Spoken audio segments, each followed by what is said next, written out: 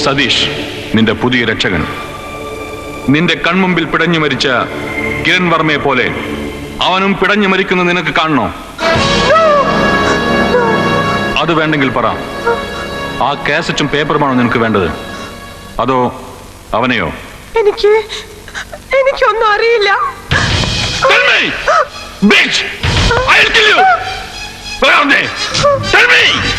ഞാൻ പറയാം.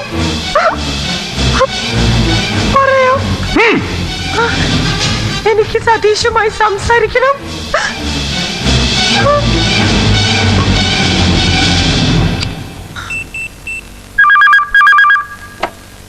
ഹലോ സതീഷ്, ഞാൻ ചിത്രയാണ്. ചിത്ര, നീ എവിടെയാണ്? എനിക്കറിയില്ല.